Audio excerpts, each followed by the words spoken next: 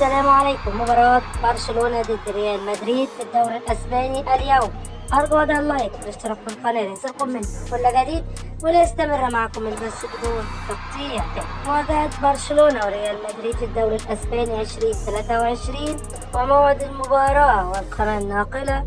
أهم ما يبحث عنه عشاق الكرة في التنافس الدائم بين الفريقين في الدوري الأسباني 2023. ويحمل تاريخ مواجهات برشلونة وريال مدريد في الدوري الأسباني الكثير من المتعة والتنافس. وبرشلونة ضد ريال مدريد اليوم هي أحد أهم المواجهات في الدوري الأسباني 2023، حيث يبتعد برشلونة بفارق 9 نقاط عن منافسه ريال مدريد. ففي حال فوز برشلونة على ريال مدريد سيقطع شوطا كبيرا نحو التتويج باللقب، ومن الناحية الأخرى لو حقق ريال مدريد الفوز فيعني أنه لا تزال الفرصة قائمة للاحتفاظ باللقب الذي توج به الموسم الماضي 2021-2022. وتذاع المباراة في تمام الساعة 10 مساء بتوقيت القاهرة، 11 مساء بتوقيت المملكة العربية السعودية، 9 مساء بتوقيت الجزائر والمغرب. وتنقل المباراة عبر قنوات بين سبورت.